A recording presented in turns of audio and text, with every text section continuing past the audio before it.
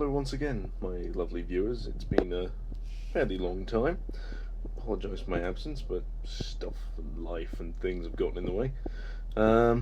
Here is my trusty sheet of paper again, and a pen, and a shiny new phone this time.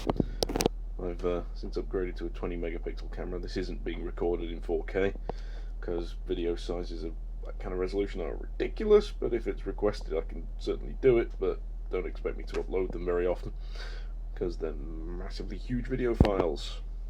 Anyway,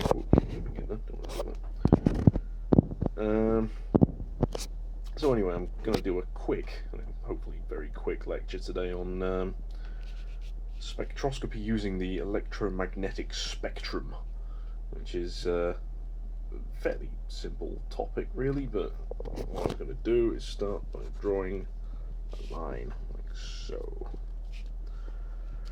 And what I'm going to do on this line is put certain wavelengths and how we can use those different wavelengths of electromagnetic radiation to look at chemical compounds and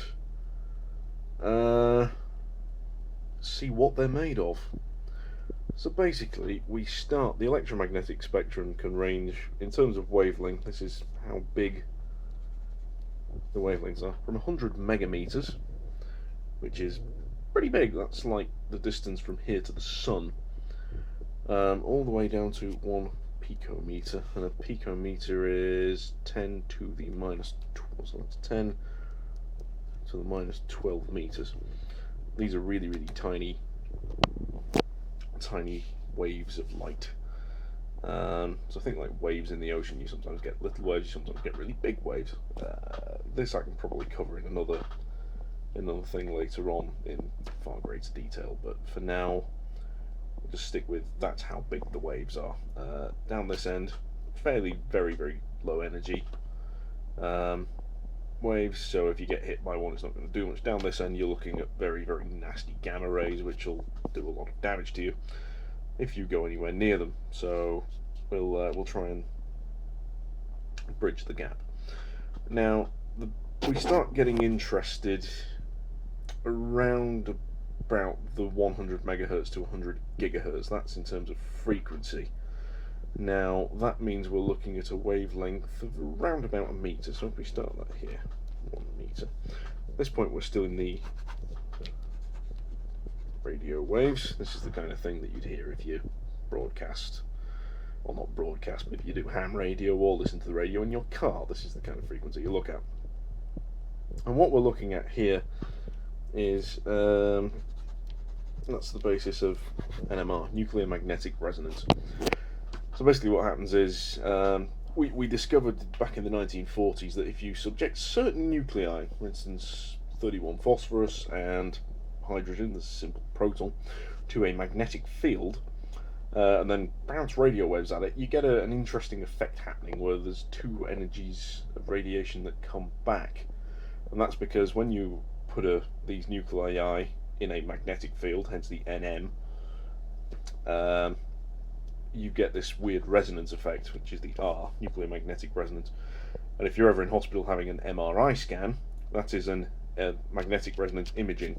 They just leave the nuclear bit off because that scares people. And basically what this can do, I'll probably do a whole lecture on NMR, it's a fairly in-depth topic. But what that does is it can tell you how a particular nucleus is sitting in a compound, and you can use that to determine the structure. Basically, so that's the essence of that. And the next step from this, we're going to move on to microwaves. And these are the things that you use for cooking, basically. These are, according to the Wikipedia article, lumped in with radio waves for some peculiar reason. I have no idea why. But here we're looking at radiation wavelengths of around about a centimetre. Maybe a bit less, maybe a bit more. And basically what this kind of region of radiation does is we look at rotation of atoms around bonds. So say we've got a molecule like ethane. So, this would be like the rotation of the whole thing, as far as I understand it, or it could be the rotation of the central bond, effectively. I'm not fully up on how that works, but I can cover that later in detail. Next one is infrared. This is where we look at the vibration of molecules. So we've got all these bonds in our thing, and they all vibrate, and these happen around about this kind of frequency. So we're looking at wavelengths here of between a micrometer and a millimeter. So we go with 10 micrometers. A micrometer being 1,000th of a millimeter. And this is where we look at vibration. So molecules vibrating, and we can determine structure from how they vibrate, basically. Again, all of these I will cover separately in individual lectures. It's probably the easiest way of doing it. And next I'm going to add a tiny little sliver there. That's visible light. It doesn't really occupy that much on the electromagnetic spectrum. It's a tiny little fraction, because our eyes have evolved just to see that tiny little bit. And then we'll extend that into the UV, because Uv-Vis, as it is commonly called, that bit. And this looks at like electronic excitation. Sorry about that, I done goofed and pressed the wrong button. Uv-Vis, we basically look at the electronic excitations within a molecule, and from that we can tell certain things about its structure. We more need kind of down this end for the proper structural picture of having a look at things. But Uv-Vis can give us information about energy levels between orbitals, which we can use to determine various things. And these are quite relevant for things like semiconductors and catalysts and pigments, because pigments all absorb light. And then when we get beyond UV, we're now into some kind of like actual UV, and then we have X-rays, and then we have gamma, which is nasty. So these are getting progressively smaller in terms of wavelength. Ultraviolet, you're looking between, let's have a look, where are we there? About 10 nanometers and a micrometer is ultraviolet, so we're kind of in the nanometer range there. X-rays, we're looking kind of in the picometer range, and less for gamma, less than kind of 100 picometers, if I can write properly, which I can't. And down this end we get all kinds of interesting things going on, and this is the point where you start knocking electrons off your molecules, which is not necessarily a bad thing. It's bad if you're getting bombarded by it yourself, which is why you get sunburn.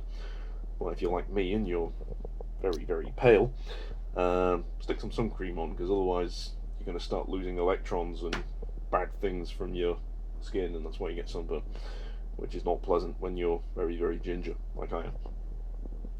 Anyway, so UV, again, we're looking at electronic excitations. X-rays, we start looking at the deeper level of electrons, so more the core level electrons. And this is interesting because you can basically use this to tell you what elements are in something. It doesn't really work for the lighter elements like carbon and oxygen so well, but metals, it works very, very well, because each element has a very specific set of bands, effectively, of energy absorption, and you can use these to quantify how much things. And the technique there is called X-ray fluorescence, or XRF. We're going to cover that another time. And again, the other use of X-rays is for X-ray diffraction, which is useful for looking at crystals, where you basically ping X-rays off a crystal and look at where the reflections happen, and you can tell crystal structures from that. And then there's gamma. There's not a whole lot of use for gamma. It's very good at killing things, which is why radiation's quite nasty. Radioactive, nuclear type things. Although you can use it passively, so most radionuclides that give off gamma will have very specific wavelengths, much like XRF does. Very specific radionuclides, when they decay, will have specific things. You can tell what's there and how much of it by pointing a guide counter at it, basically. There's a bit more to it than that, but actively using gamma rays, the only use I really know of them is for killing bacteria in food. Some food has been gamma irradiated in order to stop you dying from salmonella or things like that. So, that's the essence of the electromagnetic spectrum. Once again, I'll apologise for the poor camera work, because I'm really not very good at this. I will figure out how to use that damn graphics tablet one of these days, but until then, this will have to make do. So I hope you found this interesting. If you've got any requests, please let me know. I'm going to try and post stuff a lot more regularly than I have been, because I've been busy doing other things, and yeah, life just gets in the way. But hope you enjoyed this. Do like the channel, subscribe, and hit me up on Facebook if you've got anything like that. So yeah, cool. Thanks for watching, and goodbye.